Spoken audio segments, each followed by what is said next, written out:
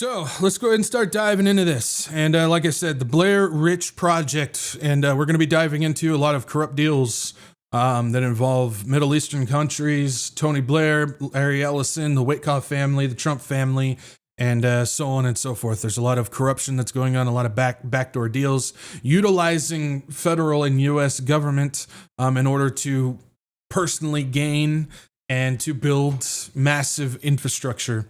AI infrastructure and financial infrastructure and crypto infrastructure and data collection infrastructure and all these things, all being controlled by select group of families. And this should be no surprise, but it just goes to show that the corruption goes deep.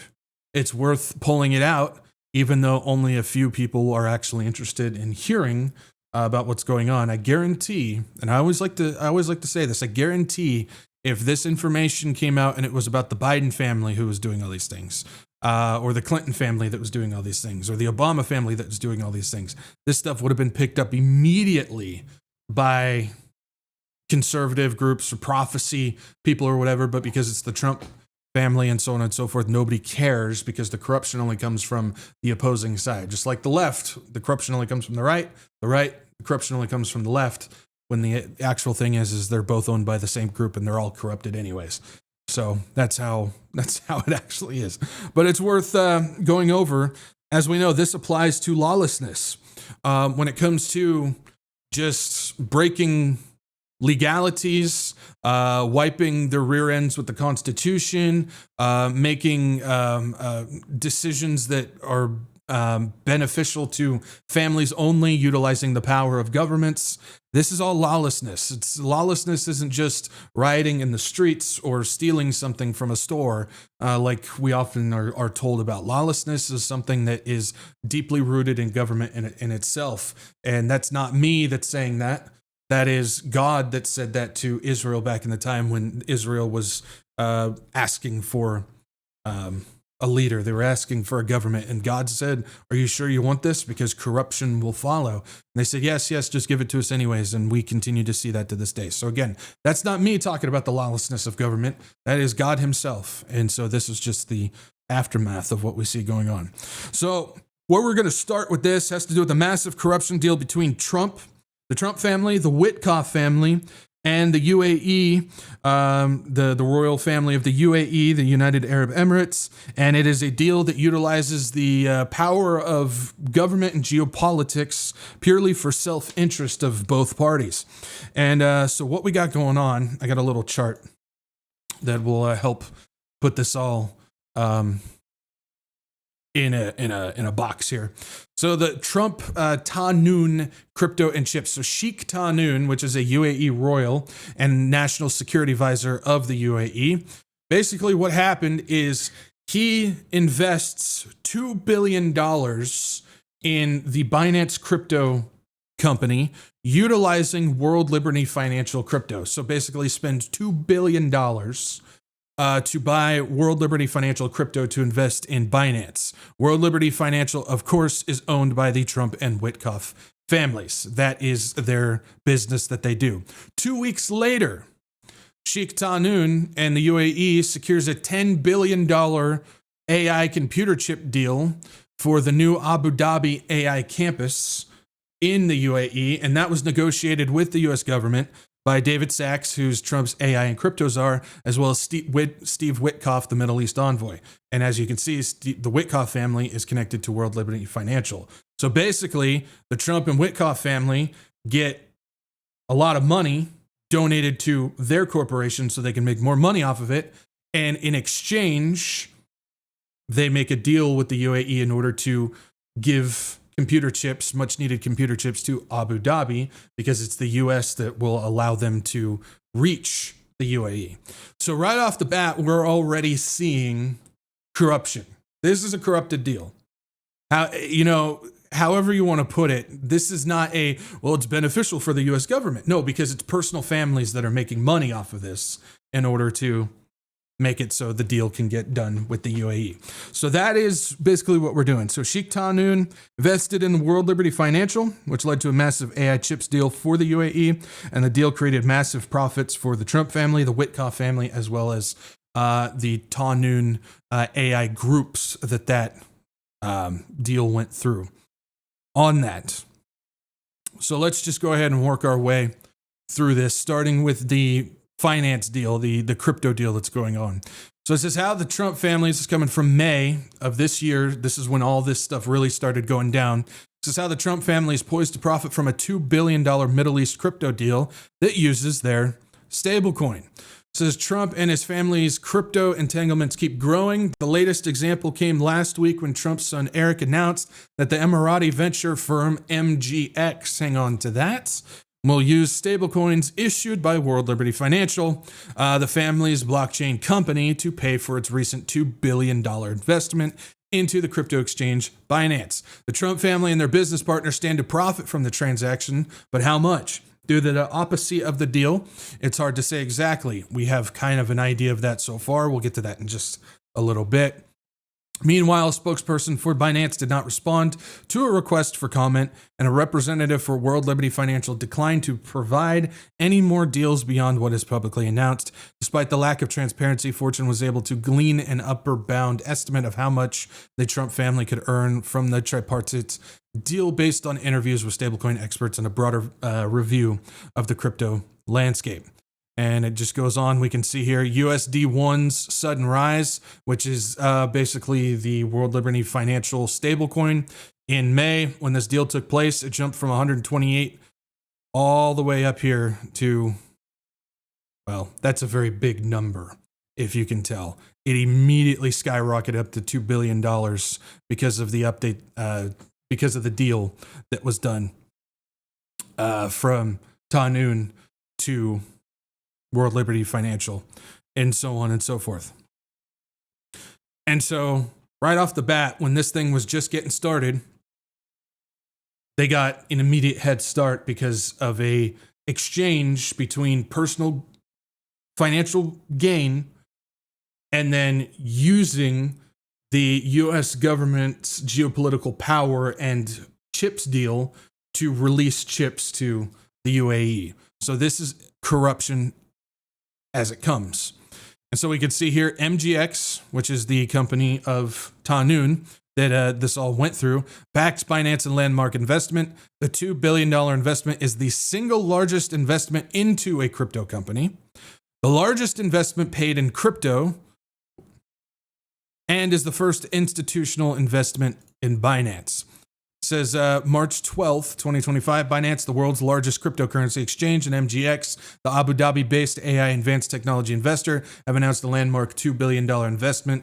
This transaction, the first institutional investment in Binance to date, marks a significant step in advancing digital asset adoption and reinforcing blockchain's role in global finance. It is also the single largest investment in a crypto company and the largest investment ever paid in crypto. Good stuff for them. Good stuff for them. One of the other people that was invested in this, and we can see more corruption happening, is a guy by the name of Justin Sun. He says, we are thrilled to invest $30 million in World Liberty Financial as its largest investor. The U.S. is becoming the blockchain hub, and Bitcoin owes it to Donald Trump. Tron, which is his company, again, he's a $1 billion crypto guy who has several companies that are involved with crypto. Tron, one of them, is committed to making America great again and leading innovation. But the only thing is showing more corruption involved with that, is after that, SEC drops charges against Chinese billionaire after he pumps $30 million into Trump's crypto scheme. So basically, he bought his way out of a corruption scandal, a financial corruption scandal. Says Justin Sun is celebrating avoiding a fraud investigation by posting handshake emojis on X. This is February 2028. He donated that money, that $30 million money back in November. So lines up perfectly. It says Chinese crypto entrepreneur Justin Sun's legal troubles seem to be fading away. In March of 2023, the Securities and Exchange Commission charged him with manipulating the market. After Trump was elected, he dumped $30 million into the president's World Liberty financial crypto scheme. Now a federal judge has granted him a stay in the SEC investigation. This is a common theme that we've talked about on this channel. Whether you hire Pam Bondi's brother or you donate to Trump's campaign or his financial crypto companies or whatever, if you give the king something in return, then he will go ahead and pardon you from whatever troubles that you're having in his kingdom. This is a very common theme that happens with this family. So Trump's family benefits from this donation, and so we'll just go ahead and get rid of your little trouble. So his son is a Chinese crypto mogul who is most famous for being the guy who paid $6.2 million for banana duct tape to a wall. He ate the banana in front of the cameras in Hong Kong after the check cleared. That was in November when the specter of an SEC fraud investigation was still hanging over his head. And he includes Tron Foundation Limited, BitTorrent Foundation, Rainbury Inc., and so on and so forth. So basically he paid his way out of that. Worth knowing, he's still connected to the Chinese government as well. So you have a guy who has mega money in the Trump family crypto, who's also connected to the Chinese government. So a lot of corruption that's happening there. A lot of backdoor deals being made, a lot of deals that are being made to benefit the Trump family. And remember, I can't remember if it was Eric or Don Jr., one of them, a couple months ago, came out and said that the Trump family hasn't made a dime since Trump has been president, which is just a flat out lie, because it's all been corrupted backdoor deals, utilizing the power of the federal government along with their geopolitical and tariffs, utilizing all that stuff to their benefit in order to grow their family fortune. And that's exactly what's been going on. Okay, so we got that going on. And so in return, we got this. It says Trump announced $10 billion UAE chip deal, but delays frustrate NVIDIA CEO Jensen. So basically, the chips are supposed to be coming from NVIDIA, along with the Taiwan Semiconductor Group and a couple other smaller factories as well that produce these NVIDIA chips, and that's where it's supposed to be coming. It says in May of 2025, which is when all this went down, we just went over that, Donald Trump announced in Abu Dhabi that the United Arab Emirates would receive 500,000 NVIDIA AI chips annually under a $10 billion deal. So again, $2 billion with World Liberty Financial, get you $10 billion chip deal in exchange. And it says nearly 5 months later, the deal remains stalled as Commerce Secretary demands U.S. investment first, frustrating CEO Jensen Huang. According to the Wall Street Journal report, Jensen Huang and the White House AI and crypto czar David Sachs are disappointed by the delays. Jensen Huang and David Sachs view the UAE government as a key to staying ahead of China in the AI race. This is on top of the $200 billion UAE chip pact that was also signed as well. We'll go over that in just a second.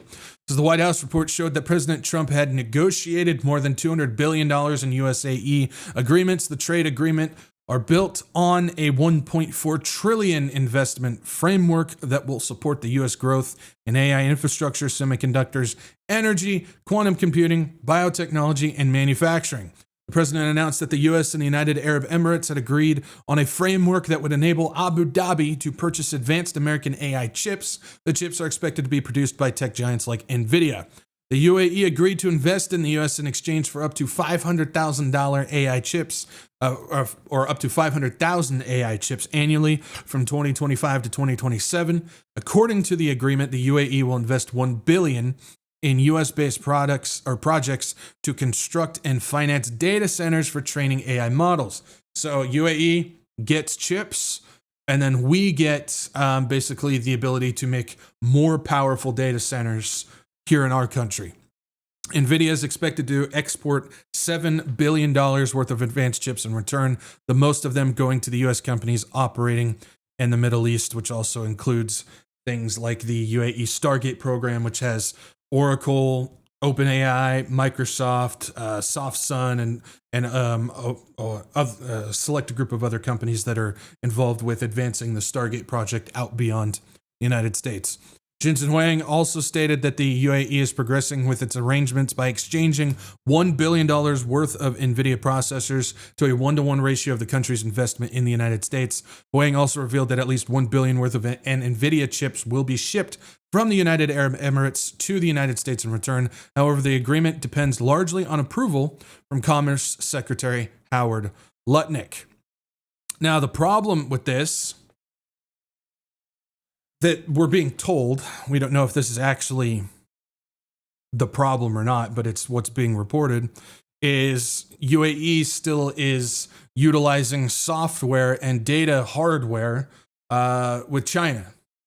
Even though they lowered their use of Chinese infrastructure within their AI programs in the UAE, the thing is they're still utilizing that technology. So it would be China and the United States plugged into the same thing. Now, for us who know how all this stuff works regarding China and the United States, we don't buy the narrative that they're actually at war, and we believe and understand that they're actually working for the same group. That doesn't seem like that's actually the problem. I don't know what the problem is. That's the problem that they're reporting to us.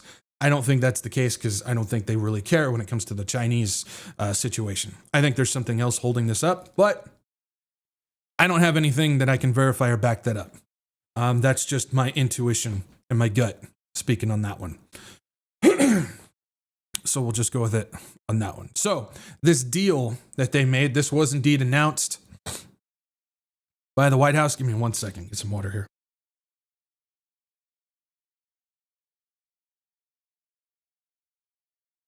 All right. So this deal was announced by the White House. And we can see it here again. This is May 15th, so we're still working in that May 2025 timeframe. It says Trump secures $200 billion in new U.S. UAE deals, and accelerates previously committed $1.4 trillion UAE investment. It says building lasting prosperity for America and our allies. Today in Abu Dhabi, Trump announced over $2 billion in commercial deals between the United States and the United Arab Emirates, bringing in the total investment agreements in the Gulf region for to over $2 trillion. That's not just with the UAE, that's including Saudi Arabia, Qatar, and so on and so forth. We'll get to that in just a second. Okay, so if we jump down, it says right here, today's deals strengthen the U.S.-UAE investment and trade relationship and build on the UAE's landmark commitment to a 10-year, $1.4 trillion investment framework that will contribute to the U.S. boom in AI infrastructure, semiconductors, energy, quantum computing, biotechnology, and manufacturing. The U.S. and the UAE signed an AI agreement today that supports the $1.4 trillion, again, this is back in May, trillion investment commitment secured in March. This includes the UAE committing to invest in, build, or finance U.S. data centers that are at least as large and powerful as those in the UAE. So, for a administration that likes to put the word national security out there all the time, they have no problem having data centers here in the United States collecting our data that will be built and connected to the United Arab Emirates. Anybody feel safe about that? Do y'all think that that's a national security concern? I would think so, but the Trump administration doesn't believe so as well. Why? Because they're making bank on the back end. It says this agreement also contains historic commitments to the UAE to further align their national security regulations with the United States, including strong protections to prevent the diversion of U.S. origin technology. The U.S.-UAE AI agreement strengthens bilateral investment partnerships, ensuring U.S. security interests and dominance in AI while extending the American tech stack to an important strategic partner. If we jump down, of course, he calls it the never tired of winning when it comes to this thing. But it's worth noting, it says Trump keeps scoring great deals for American people, securing over $2 trillion in investment agreements with Middle Eastern nations for a more safe and prosperous future. So the nations in the Middle East who are some of the most corrupt nations in all of the world, who are constantly in crisis over there, are making a more safe and prosperous future for us over here. Anybody buying that? I'm not. This is the $200 billion UAE deal builds on the $600 billion in Saudi Arabia and the $1.2 trillion in Qatar the president secured on behalf of the American people. This comes days after the President Trump announced the U.S.-UK trade agreement and joint agreement with China in pursuit of more fair, reciprocal trade that grows good-paying jobs and prosperity in America. And of course, he takes a jab at Biden, which that's your political theater for you, and then talks about the golden age, which we don't have time to get into that. Now, it talks about a $1.2 trillion in Qatar.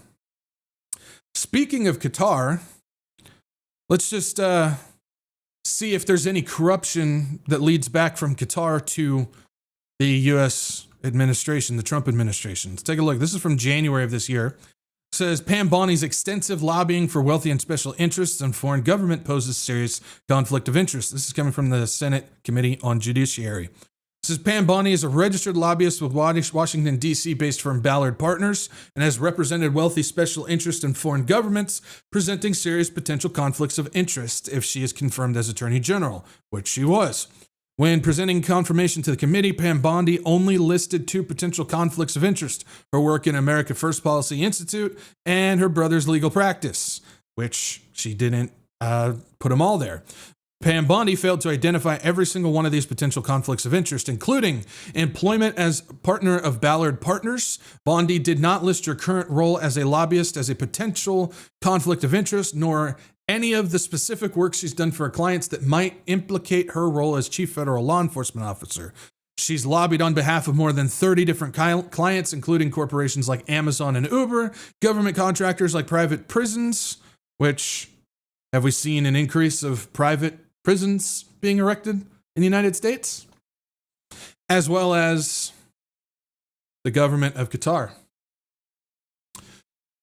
Lobbying on behalf of private prisons, Bondi lobbied for the GEO Group, a private prison company that has faced criticism for safety violations, providing inadequate health care, and poor management practices, which we've all seen that as well. These actions have negatively impacted the welfare and rights of incarcerated individuals and immigration detainees. The GEO Group stands to earn hundreds of millions of dollars during the Trump administration, which the contracts have indeed made their way through so far. If you're paying attention, the Trump administration has used the GEO Group multiple times, as ICE is its largest revenue source.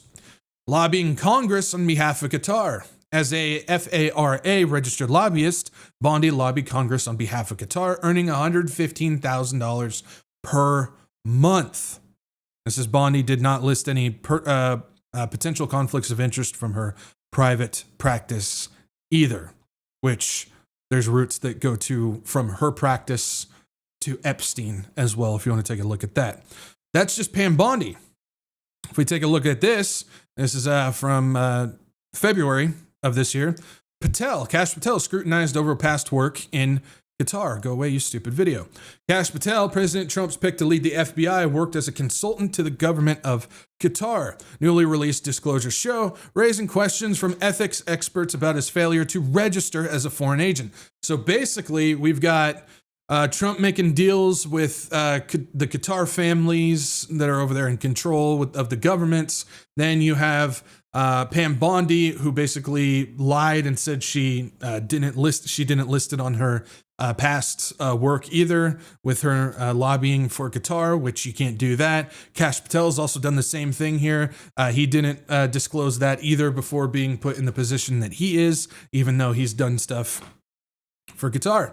Patel listed the U.S. Embassy of Qatar as among the clients of his consulting company, Trishul, which he has managed shortly after Trump left office in 2021. State Democracy Defenders Action said Patel failed to register his consulting work, something they said could violate the Foreign Agents Registration Act. It appears neither Patel or Trishul is registered under FARA for services provided to Qatar, leaving open the important question of exactly what Patel did for Qatar while he was serving as a national security advisor to Trump during the 2024 election. So again, we've got a whole bunch of deals being made, and it says the disclosure form shows Patel earned more than $2 million through the consulting firm, though it's unclear how much came from Qatar. So we've got that going on. We jump over here. It says Patel is one of several top Trump administration aides who have had financial ties to this Arab monarchy. Susan Wiles, Trump's chief of staff, worked for a lobbying firm that represented Qatar.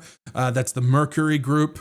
Attorney General Pam Bondi lobbied for the Qataris. Mike Huckabee, now U.S. ambassador to Israel, was paid $50,000 to visit Qatar in 2018. Steve Witkoff, again, Trump's special envoy to the Middle East, has also pocketed money from Qatar.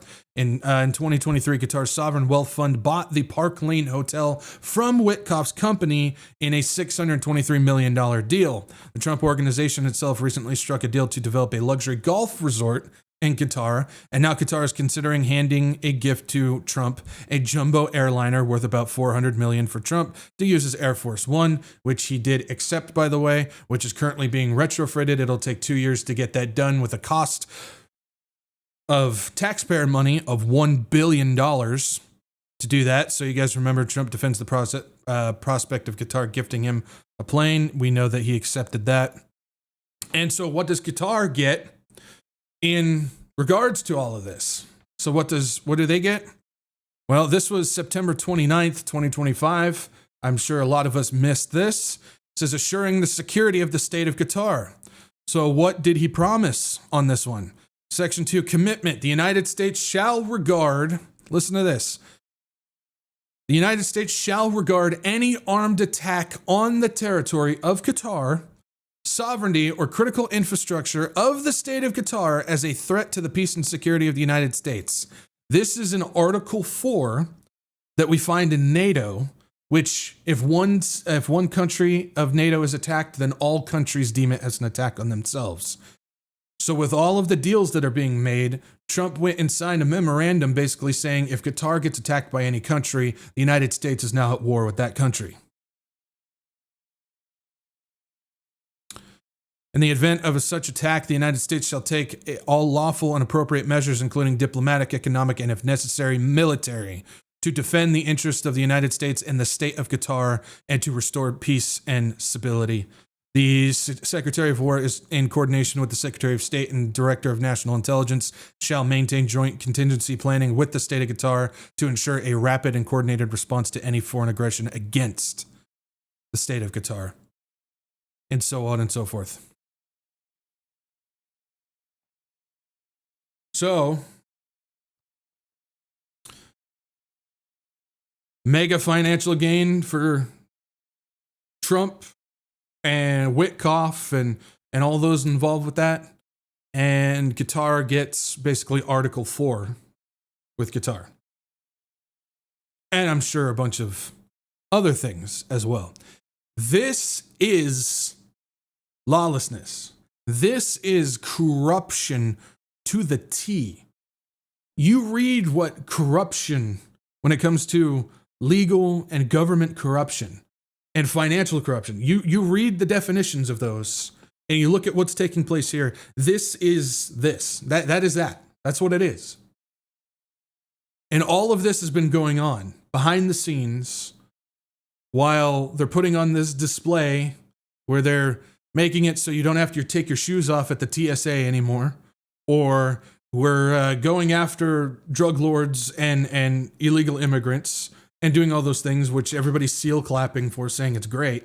But the problem is we have full-on corruption and lawlessness going on where the families themselves are raking in billions and billions of dollars and handing over deals from the U.S. government that you're all paying for.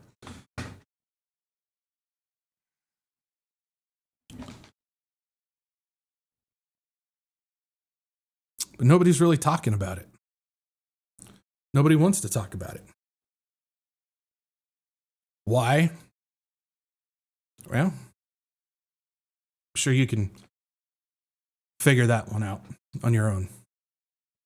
So yeah, we've got this deal going on in full capacity here. So getting back to the UAE deal. Now that we've talked about Qatar, getting back to the UAE deal. What's the chips going to be used for? Well, this was announced May 15th. So about the same time all of this is going on. This is the UAE, and this is coming from the Embassy of the United Arab Emirates in Washington, D.C. This is the UAE U.S. President attend unveiling of phase 1 of new 5 gigawatt AI campus in Abu Dhabi. It says Abu Dhabi, May 15th, 2025.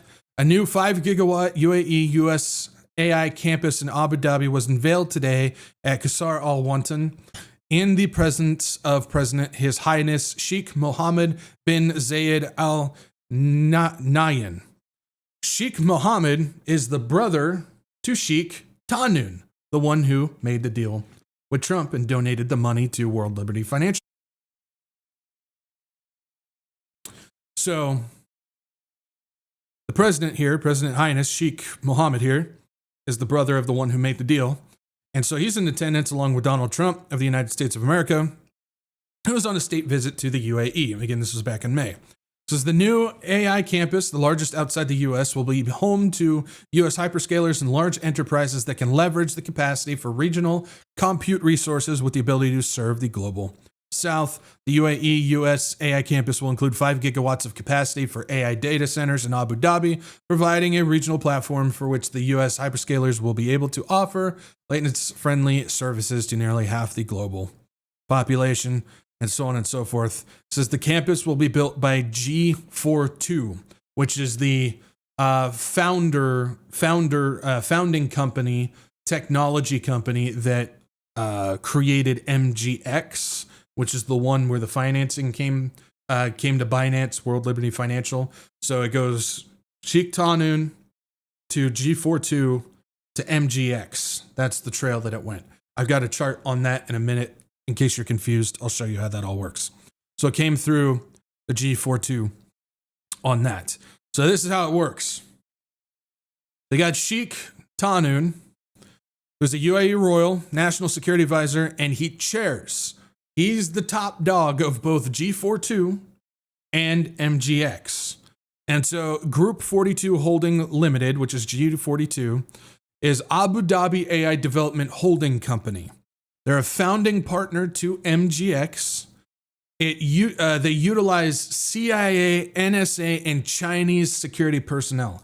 So they hire CIA, NSA, and Chinese security people to work in the UAE G42 Technology Development Group.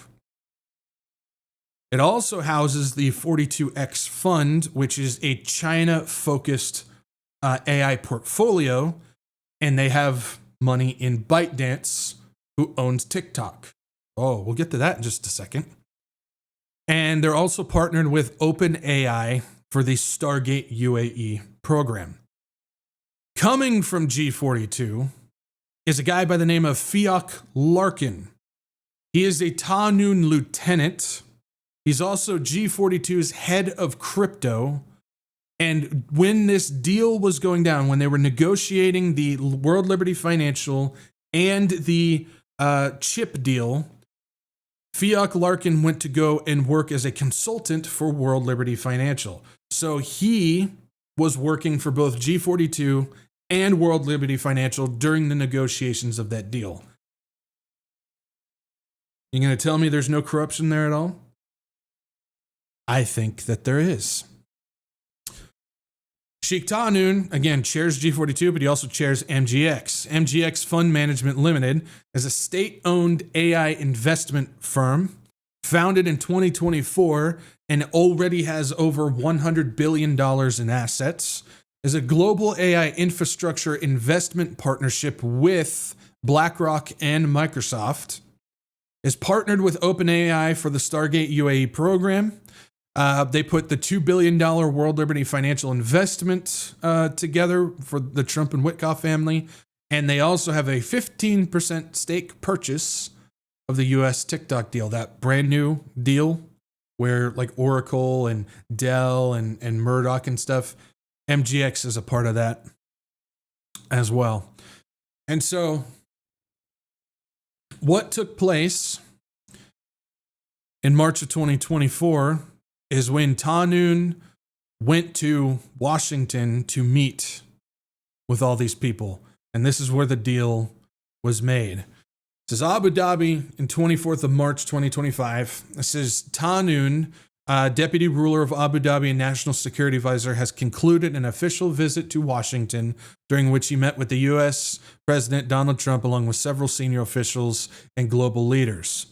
Let's see here. The meeting explored ways to strengthen bilateral relations and the long-standing strategic partnership between the two countries.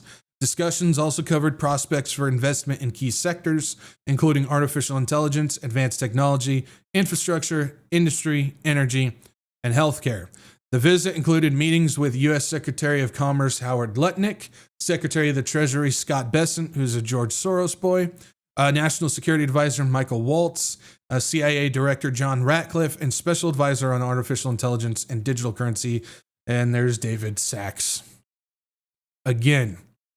And Witkoff was also there as well, sitting right next to Ta Noon because they are best friends. Now, the problem that occurred at that meeting, the meeting that we just talked about, was there was several security advisors and officials who were opposed to this deal, who were opposed to striking a chips deal with the UAE because of concerns. We don't exactly know what those concerns were.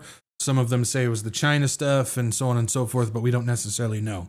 But there's a couple of officials who were against this and didn't want to approve it to go through. So, how do they make this deal happen? Well,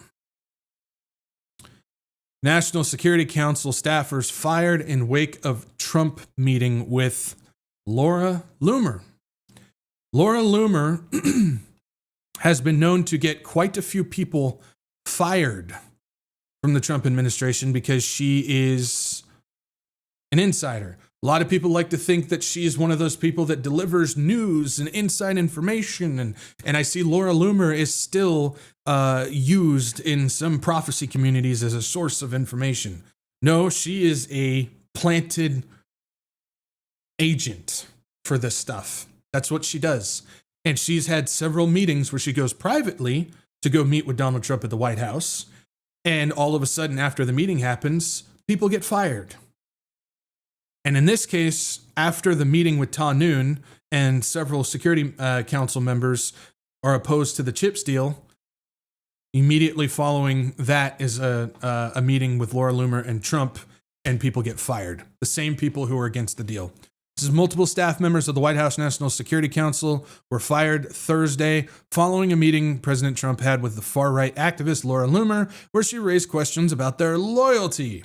A source familiar with the firing told Kelly Mayer of News Nation at the Hill's sister network that 3 senior officials and at least 2 junior officials were let go. The 3 senior officials were Brian Walsh, Senior Director of Intelligence, Thomas Boudry, Senior Director of Legislative Affairs, and David Feith. That's the main dude who was vocal against this chip deal, Senior Director of Technology and National Security. He was fired as well. A lot of people say, how do you know that it was Laura Loomer that got them fired? Because it was 30 minutes after she met with Trump that these people were fired. 30 minutes after. Now, I can't necessarily say that, anything that ties that directly to it, but I'm sorry, 30 minutes after you meet with Trump and then 3 people get fired who were in opposition to a giant mega deal that you were benefiting from get fired. Come on. Put 2 and 2 together. Use a little critical thinking on that one. So after that was done, everything was A-okay and the deal was going through just fine. Now, another problem with this is a guy by the name of David Sachs, of course. David Sachs has been involved with this deal and negotiating the chips deal, and he's the AI czar and the crypto czar and stuff. He's all been involved with that. Well, David Sachs actually owned stake in companies that he negotiates with the United States. And so this is illegal. You can't do this because it's a conflict of interest. You cannot own stakes in companies that you are then negotiating for that company or for the United States with each other. So if you own a stake in a company and that company wants to strike a deal with the United States government and you happen to own something in that and then you're negotiating with the United States to make it happen, that's a conflict of interest. Because basically you're making money for yourself by striking deals with the US government. This happens all the time. It's more common than you would think, but David Sachs happened to be doing this during this time. This is David Sachs selling stakes in XAI, Meta, and other AI companies. This is David Sachs, the venture capitalist advising President Trump on crypto and AI policy, is apparently divesting his holdings in foundational AI companies and hyperscalers like XAI and Meta, according to a White House memo posted Friday online. This was back in June of this year. He did not sell all of his investments, though, just some of them. And where's that? It says that Sachs was required to sell stock in such publicly traded companies as Amazon and Taiwan Semiconductor Manufacturing. That is one of the companies that was building chips for the UAE deal. So Sachs was making money off of the chip deal because he owned stock in the company that would be selling it to the UAE. The same group that he was negotiating the deal for. Direct conflict of interest. They knew this was a problem. So what happened? He got a special memorandum from David Warrington basically saying it's okay that he does this. Basically, Sachs didn't get punished. He didn't have to sell all of his holdings. He didn't get kicked out of the White House. He got a special permission slip to negotiate a deal for the same company that he owned stock in for the United States government.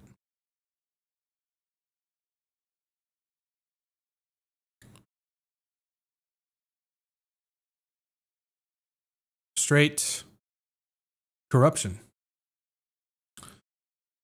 So, how much, right off the bat, did the Trump family make from the crypto deal with Sheikh Tahnoon?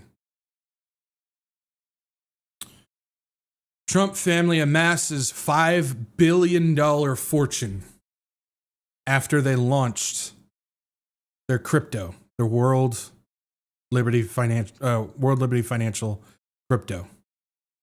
The Trump family notched as much as $5 billion in paper wealth on Monday after its flagship crypto venture opened trading of a new digital currency. The launch is akin to an initial public offering in which the cryptocurrency called WLFI, World Liberty Financial, can now be bought and sold on the open market like a listed company's shares. Beforehand, people who had privately bought World Liberty Financial from the Trump venture hadn't been able to exchange their tokens. So because of that deal, they were able to go public with this thing and make $5 billion off the cuff. The trading debut was most likely the biggest financial success for the president's family since the inauguration. The Trump family, including President Trump himself, holds just under a quarter of the World Liberty Financial tokens in existence. Trump's three sons are co-founders of World Liberty, and it names the president, President Trump, as co-founder emeritus. The World Liberty says founders and team members' tokens remain locked, meaning they still can't sell them, but it doesn't mean that they're not gaining wealth. But the trading launch now puts real-world valuations on their holdings, which previously were valued based on private sales. World Liberty Financial is likely now the Trump's most valuable asset, exceeding their decades-old property portfolio, which only exists because they were bailed out by the Rothschild family and a Saudi Arabia prince twice. But now the World Liberty Financial is their biggest, most valuable asset. Why? Because of the $2 billion crypto and chips deal that was done. Says President Trump helped launch World Liberty a year ago while campaigning, saying it was to help make America great again, this time with crypto. Now, the lead dude behind World Liberty Financial, the CEO guy, is Zach Witkoff, who is Steve Witkoff's son, the Middle East envoy, Trump's Middle East envoy. And it's Zach Witkoff. And Zach Witkoff is so grateful to Donald Trump for what he did that when he had his first child, he named him Don after Donald Trump. I kid you not. That's how grateful Zach Witkoff was. Along with that, they're not stopping there. Witkoff's son plans to tokenize Trump family real estate, including Trump Tower Dubai. That's right. If you guys don't know, they're building the Trump, which is the Trump Tower in Dubai. A plan still in early stages would mark a significant step towards democratizing access to premium real estate. It says Zach Witkoff, co-founder of World Liberty Financial and son of U.S. Special Envoy Steve Witkoff, is looking to bring the Trump family real estate empire into blockchain. Witkoff aims to tokenize Trump family real estate, starting with projects like Trump Tower Dubai. The plan seeks to give everyday investors access to high-end real estate via blockchain. World Liberty Financial and Alt 5 Sigma are exploring tokenized asset offerings, but not confirmed direct involvement yet. So speaking at the Token 2049 conference in Singapore alongside Donald Trump Jr., Witkoff outlined a vision to make the landmark properties like Trump Tower Dubai investable through tokenized shares. The Trump family has one of the most exciting real estate assets portfolios in the world, he said. What if I told you that you could go on an exchange and buy one token of Trump Tower Dubai? Not stopping there. You have this. This is World Liberty Financial eyes launching crypto debit card amid real estate tokenization plans. The Trump-affirmed crypto ventures expanding into payments and tokenized real estate despite scrutiny from lawmakers. This is World Liberty Financial is expected to launch a crypto debit card to bridge assets with everyday crypto spending. The Trump-linked digital asset platform CEO Zach Witkoff told attendances at Trump 49 this week. And so basically they want to make a card that you have cryptocurrency on, and then you just use it like a regular card, bank card for purchases and so on and so forth. So,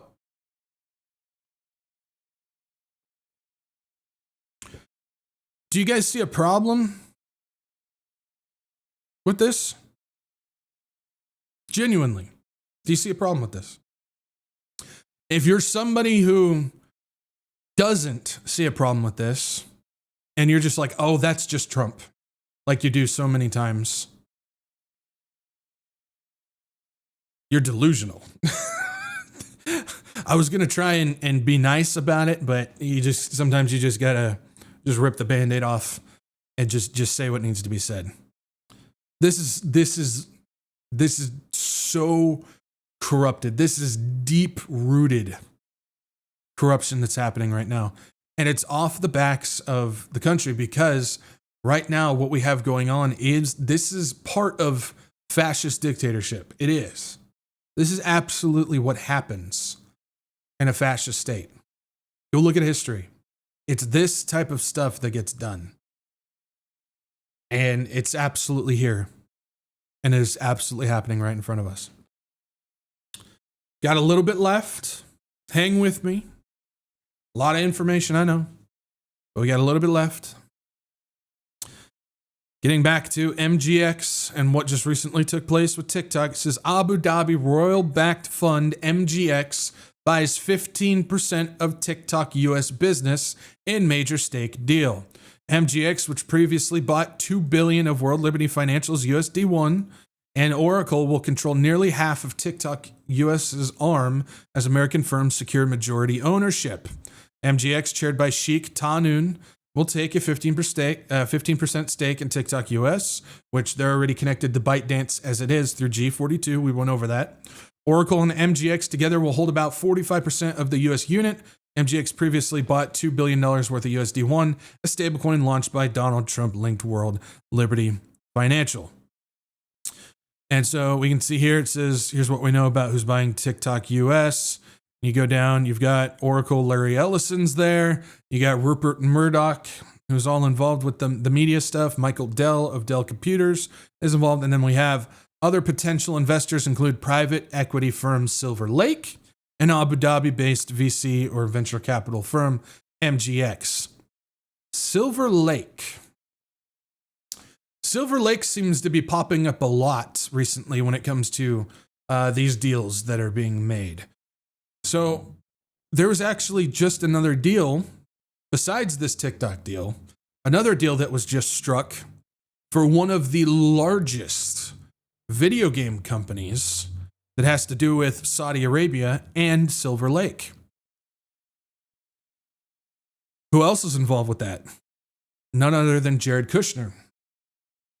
Let's keep it in the family, shall we? We got this that just came out. It says a $55 billion deal for Electronic Arts is biggest buyout ever.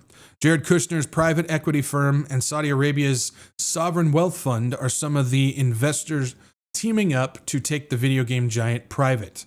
Now, this is a massive, massive company, and it's now going to be involved with Jared Kushner, Silver Lake, and Saudi Arabia Sovereign Wealth Fund.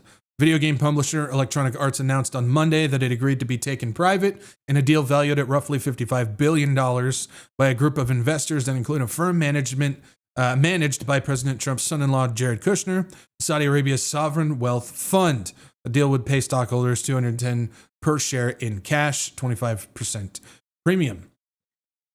It says right here, the deal is led by Saudi Arabia's Public Investment Fund, which already owns about 10% of Electronic Arts, as well as the private equity firm Silver Lake and Mr. Kushner's affinity partners. Silver Lake is popping up a lot when it comes to these things that are happening. Now, let's see here. Where's it at? It says right here. This is important when it comes to this, because I know a lot of people are thinking it's just a video game company. Who cares? Well, the Electronic Arts buyout would need the approval of the Committee on Foreign Investment in the United States, a panel of government agencies that reviews international deals for security concerns. I'm not a betting man, but if I was, I'd be willing to bet that this is going to go through no problem. Some lawmakers have previously called for scrutiny of Saudi funds investment in sports for national security reasons. People don't often think about video games and national security together, but these are platforms that reach millions of Americans and often collect a lot of personal data. We live in a world now where a lot of entertainment, whether you're watching stuff online, like videos or TV or whatever, whether you're doing gaming, whether you're communicating through messengers or voice chat or whatever it is, everything that you're doing online is being collected and stored. And so when Saudi Arabia owns Electronic Arts, one of the biggest video game production companies in the world, everybody who participates in those games, all that data is going to be collected and sent into Saudi Arabia. So that's where that's coming from. And we got right here, it says President Trump's son-in-law launched his Miami-based investment firm Affinity Partners in 2021. This is Kushner. His largest investment is the Saudi government's sovereign wealth fund, known as the Public Investment Fund. So basically, the Saudi government made Kushner's venture capital fund work. That's basically what's going on, which has reportedly allocated $2 billion to the firm. That's a very common number. As the New York Times reported in 2022, Crown Prince Mohammed bin Salman shot down objections from the fund's advisors in order to cut the initial deal with Kushner 6 months after Trump left office the first time. So basically, the Crown Prince, because he's best friends with Kushner and they're business partners, their history goes way back. He basically said, we'll do it, and basically went against all those in the Saudi government that opposed this. It says together with Silver Lake, if the deal goes through, Affinity and Saudi Arabia, along with Silver Lake, would now control one of the big players in the video game marketplace. The deal follows 2023 deal by Microsoft to acquire EA's rival Activision Blizzard for $69 billion. So we got more. We got more of this corruption happening. And it's in the family with Kushner. Anybody surprised by that? I'm not. I'm not surprised by that at all. Now,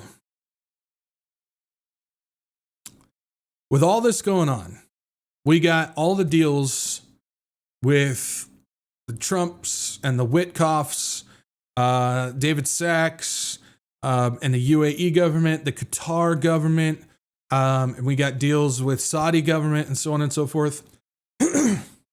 One of the big things that's going on right now has to do with the whole Gaza situation, the Israel-Gaza situation that's happening.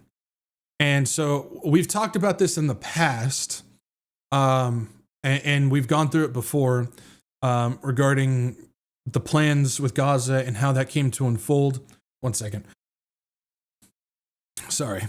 With all that going on, because we know going back to at least 2016, there was a plan to reconstruct Gaza into something spectacular.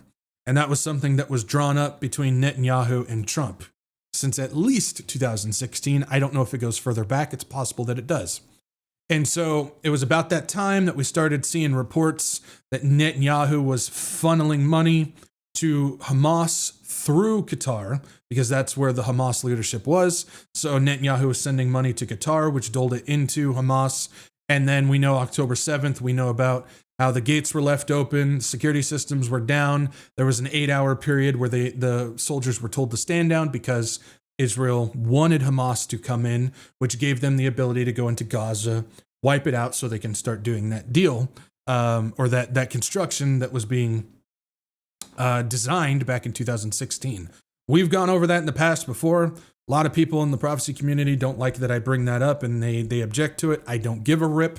That's the facts, Jack. Deal with it. I'm not here to pat you on your head, give you a juice box and a cookie, and tuck you in at night. It's not how I work. But we know that that's how that whole circuit happened. Now we know that during this time, my word, sorry, something in there in my throat. But we know during this, just recently, there was announced the 21-point peace plan that Trump wants to do, that we're hearing reports that Hamas agreed to it, and then we're getting reports that Hamas agreed to it, but there's stipulations. Then we're getting reports that Hamas agreed to it, but they disagree with some of the things, and other things have to be negotiated. We're getting reports that Israel stopped bombing. We're getting reports that Israel is continuing the bombing.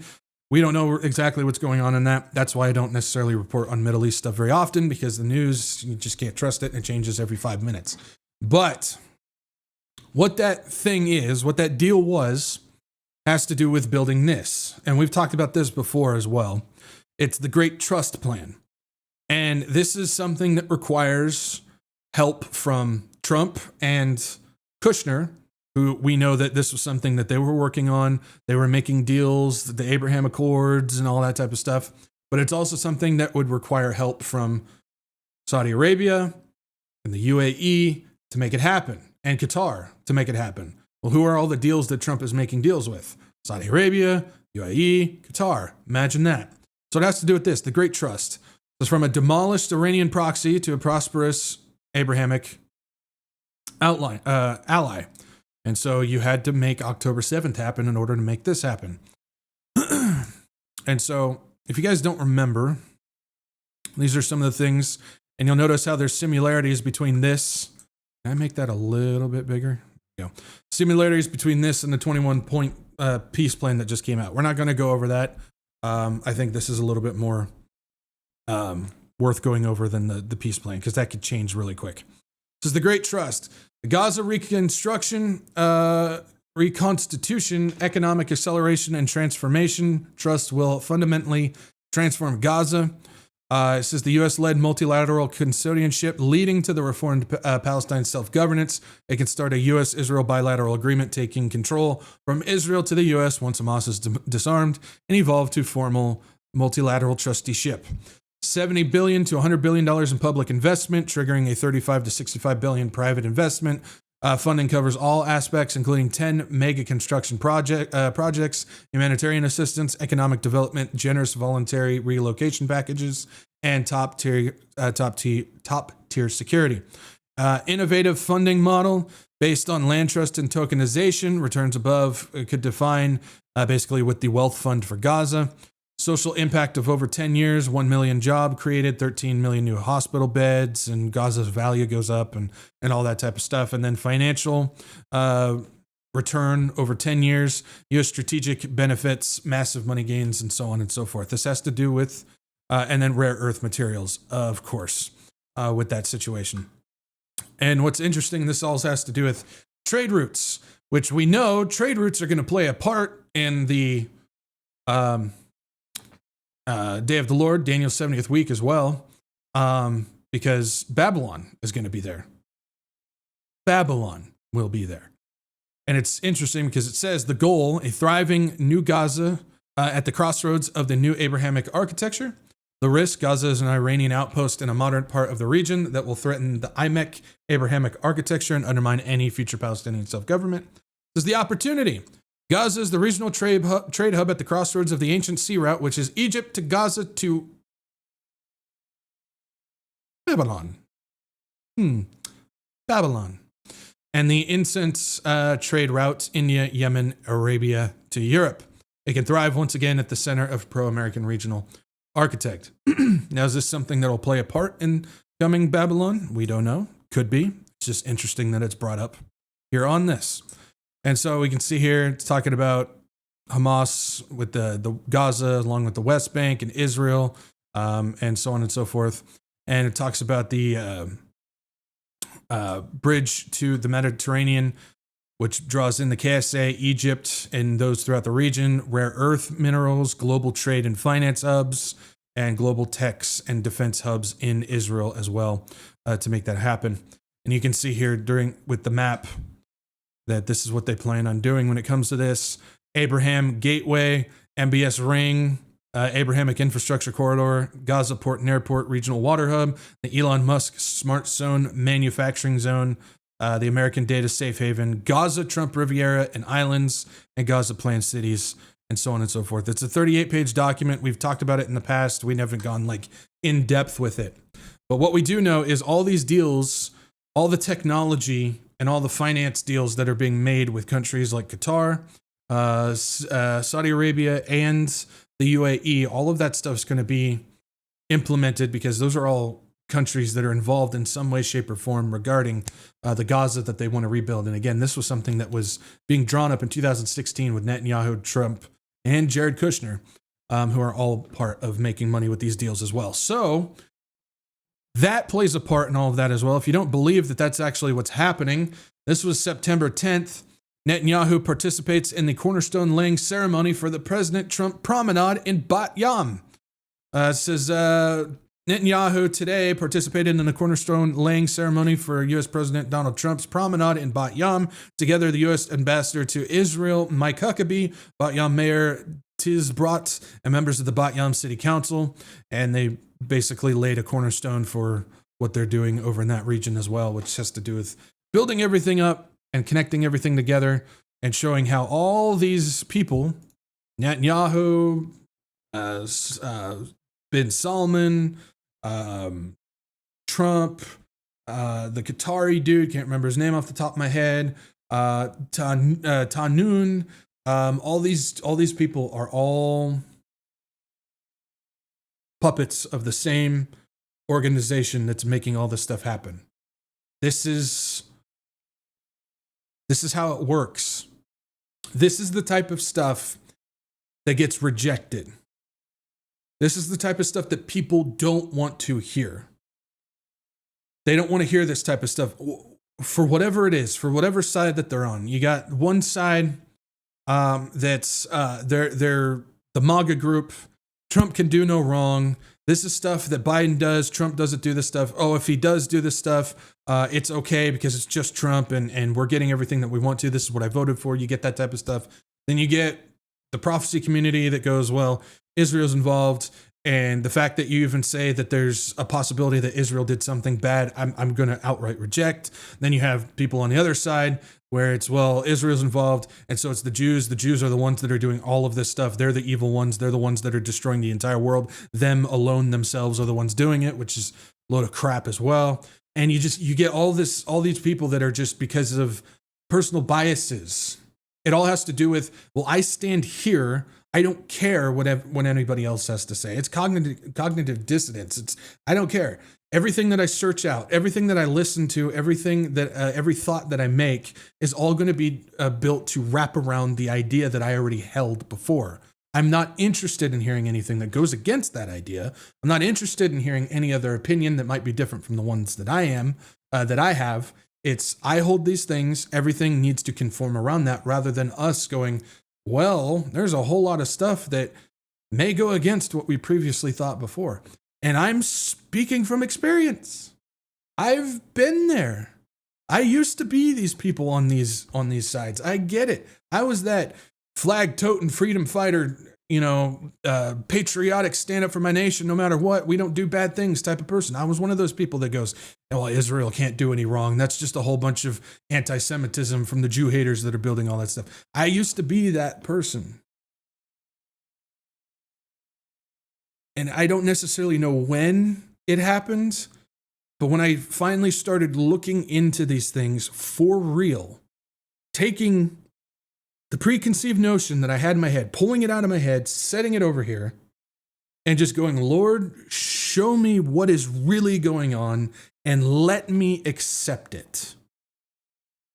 And I started to see what was going on, and that's when I started to piece the puzzles together and go, wow, nothing is what I thought it was.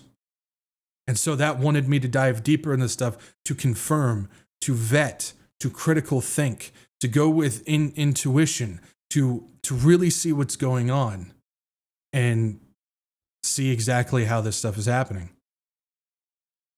And it's important that we do that. It's important that we do that. Otherwise, we end up like the MAGA group, or we end up like I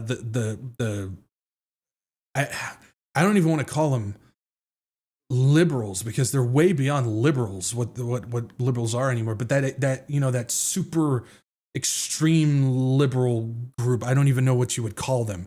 You end up like that, or you end up like either the reformed crowd who hates Israel, who believes Israel means nothing and the church has replaced them, or you end up like the pro-Israel prophecy crowd, where no matter what, they can do no wrong, so much so that you actually have Messianic Jews that are defending the Rothschild family, saying that's a conspiracy theory in order to defend Jewishness as its gold standard, and they do no wrong.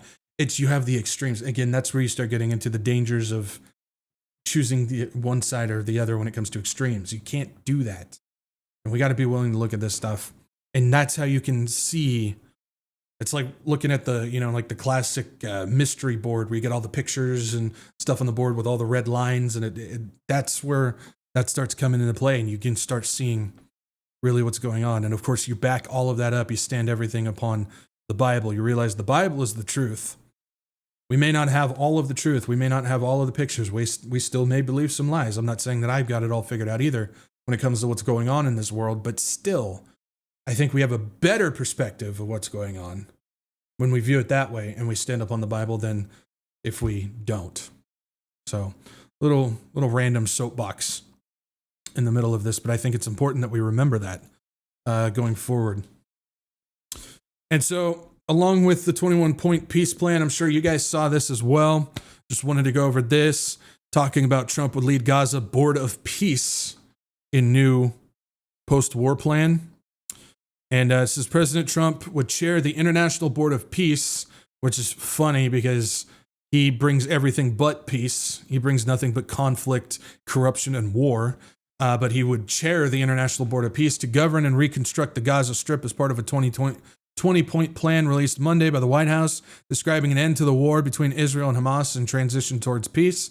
As the chair of the transitional body, Trump would oversee the framework and funding of the redevelopment of the Gaza Strip. Again, it was Trump and Kushner and Netanyahu and a few others who constructed this whole thing to begin with back in 2016, like we were talking about, until a time when the Palestinian Authority, the governing body of the West Bank, has met conditions to assume governance in the Gaza Strip. Israel's military would slowly scale back its presence. This body would call on best international standards to create modern and efficient governance that serves the people of Gaza and is conducive to attracting investment, according to the plan. Worth noting, there's some people that they're still debating whether there's going to be like a two-state solution and stuff like that. If people actually think about it, Israel's already currently sitting in a two-state solution because Israel, as it sits right now, is not actually all of biblical Israel. So they still don't have all of their land. They're currently sitting in a two-state solution as it is. So this would be like a three-state solution that they're technically going for on this. So for all those who like to argue about is Israel going to do a two-state solution or not, they're already in one. So we got to remember that, and we got to keep that in mind when it comes to this stuff. Do with that what you will. And here's where we start branching off into the Blair Rich Project. We got former British Prime Minister Tony Blair will also be a member of the body, according to the White House proposal. Blair has served as a key figure working with the Trump administration and Trump's son-in-law and former Secretary Advisor Jared Kushner. Imagine that. So we got Kushner involved with Blair going on with this. On a post-war plan for the Gaza Strip, absent Hamas rule. The Board of Peace in point 9 on the 20-point plan. So now we're pulling in Tony Blair involved with this. So if we take a look at this inside the Tony Blair Institute, who really benefits from the tech evangelism? Now this is important because Tony Blair is all involved with the technocrats. He's involved with building the data centers, getting the biometric databases online, getting the digital digital ID database online. He's about utilizing centralized servers for data collection and utilizing AI secretaries in order to go through all the stuff like that. So when you look at what's going on in the Gaza situation that they want to build there, it's a tech haven. And so Tony Blair's involved with that. It says Tony Blair looked smaller somehow, seated alone on a huge back in Dubai again, stage with ranks of political leaders filling the auditorium in front of him at the World Government Summit in February of this year. He sounded hoarse as he introduced his patron. Looming over him on a giant screen was Larry Ellison, founder of Oracle. Yes, the very same Larry Ellison that's involved with the Stargate situation, who's involved with the TikTok deal, who is involved with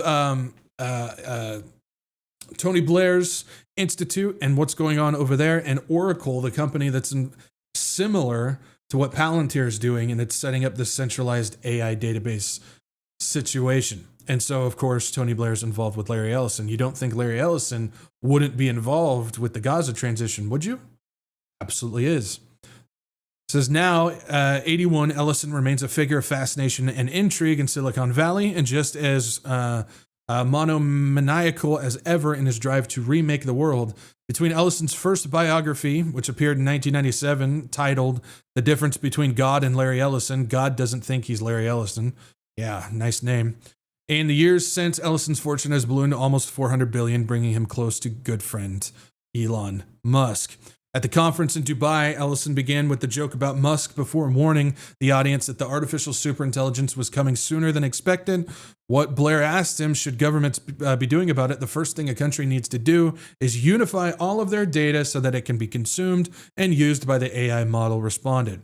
He's somebody who says we must centralize all of our data so the AI can work through it. So that's something that he's been working on. That's something like Palantir does and so on and so forth that they're trying to do. But he's also somebody who says people will be on their best behavior when AI is constantly watching them. And that's something Ellison also wants to do along with Tony Blair in this situation. This says Ellison was also specific about which data needed unifying, and he had an example in mind. The NHS in the UK has an incredible amount of population data that includes biometric data going way back in history. That's just not modern stuff. It's one of the largest historical biometric databases in the world. Number one is Israel. Number two is the NHS. Imagine that. Below him, the former prime minister nodded, clutching his Tony Blair Institute notebook. And so, pointing this out, says since 2001, Ellison's personal foundation, the Larry Ellison Foundation, has donated or pledged at least £257 million to the Tony Blair Institute, making it a think tank like no other in the United Kingdom. Ellison donations have helped it grow to more than 900 staff, working in at least 45 countries. It enjoys US levels of funding and influence. So while UK counterparts such as the Policy Exchange and the Institute of Public Policy Research had incomes of £4.3 million in 2003 to 2004, the Tony Blair Institute turnover in 2023 was $145.3 million. The Institute has insisted that Ellison is just one among many major funders, and its chief policy strategist, Benedict McCone-Coney, told media that there was no conflict of interest and donations are ring-fenced. No conflict of interest, they say. Not sure I'm buying that. Says Blair himself makes no salary from his own institute. In recent years, it has been able to recruit from blue-chip firms such as consulting giant McKinsey and Facebook owner Meta. In 2018, before Oracle founders' funding surge, the Tony Blair Institute best paid director earned $400,000. In 2023, the last year that accounts were available, the top earner took home $1.26 million. Now, there's one other thing that I wanted to point out. Right here. It says Ellison has long appeared to understand the importance of political connections. While the Oracle founder was a late convert to Donald Trump, the company's CEO, Safra Catz, worked on the U.S. president's transition team in 2006. So Oracle's CEO at the time, Safra Catz, was a part of Trump's 2016 transition team. Ellison was feted by Trump as the CEO of everything. That's what Ellison said about Trump after his return to office this year.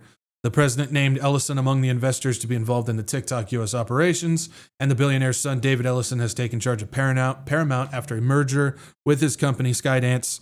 The new conglomerate is reported to be working on an offer for Warner Bros. Discovery, which owns the channel CNN. So basically, they're working on, a select group of technocrats are working on owning everything. Along with that, this just came out in January of this year. This is written by Tony Blair. It says, Tony Blair, digital ID is the disruption the UK desperately needs. It says, I make you this confident prediction. It is not in the not too distant future. British people will all have their own unique digital identifier and will make most transactions through their phone as citizens with the government and the customers with firms.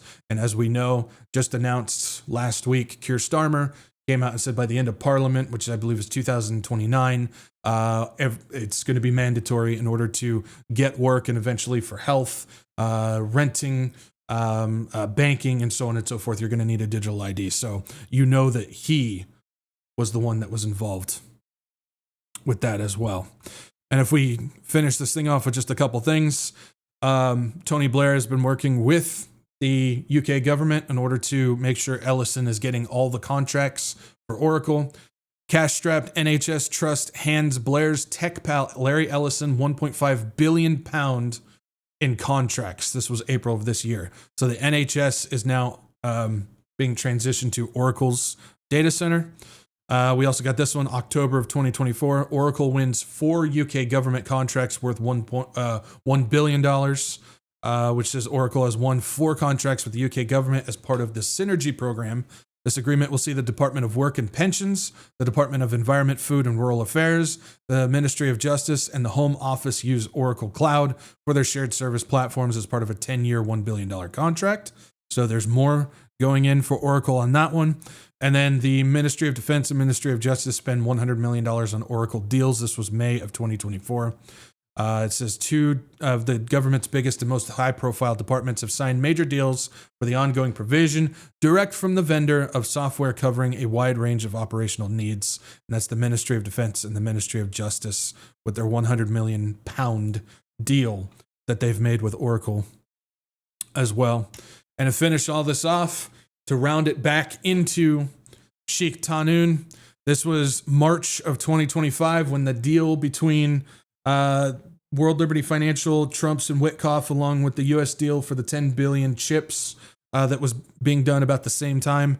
Sheikh Tahnoon discusses latest advancement in AI with Musk and Ellison.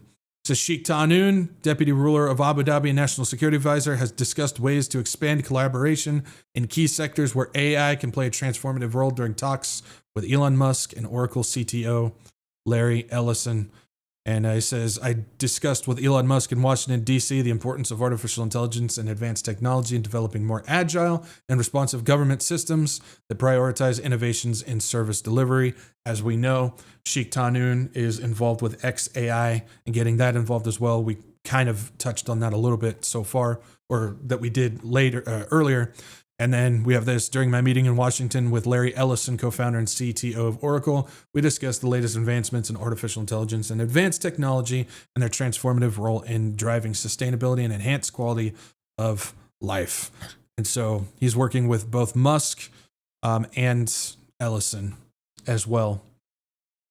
And it seems like that was part of the deal that was being made.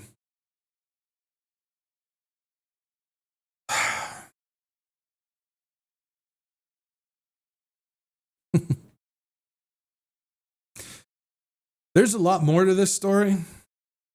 A lot more. But again, I don't think it's worth going over. I think we get the deal. The deal, get it? The deal of what's going on.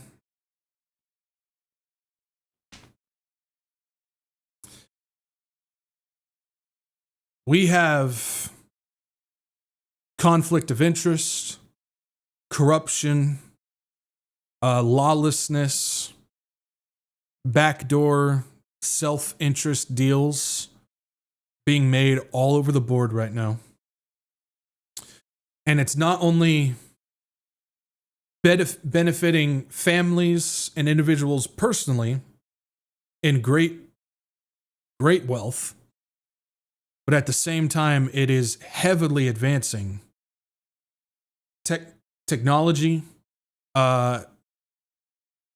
centralized data collection, Middle East policy, possibly the reconstruction of the whole Gaza situation, where all these guys that we just went over will benefit because all of their stuff will be plugged into it. And I say possibly because we don't know exactly how that's going to happen or if it will happen at all. But we see the deals that are happening, and all the people who don't benefit in this are us, the peasants. We're the ones that don't benefit in any of this. None of it.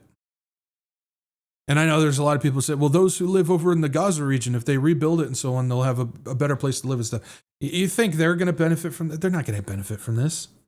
If they're even allowed to go back there, even though that's part of the deal. Well, we're not going to move the Gaza people. Well, do you honestly trust them at this point? I mean, how many times do we have to hear him say one thing and then find out that they're completely lying?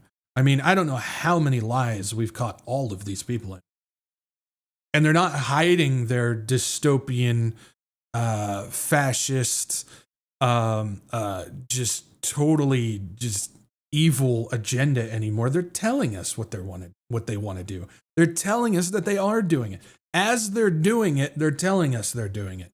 And I always like to put it this way: Satan's no longer behind the curtain.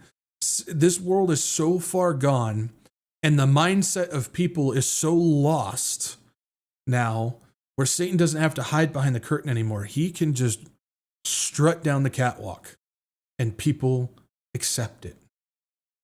Whether it's for comfort and convenience, whether it's for being lazy, whether it's for falling for the cult of personality and the political theatrics, whether it's the mentality of, oh, let somebody else deal with it, or they're so caught up in their own personal lives with whatever that celebrity is doing, or they've got this vacation that they're planning for, or you have churches that are pushing the Christian nationalism more than the gospel itself, and you see all this stuff going on, and people are disillusioned or distracted. Either one, some of them both. But people just don't care. To take all of what I just said and just wrap it up in a bow. People just don't care.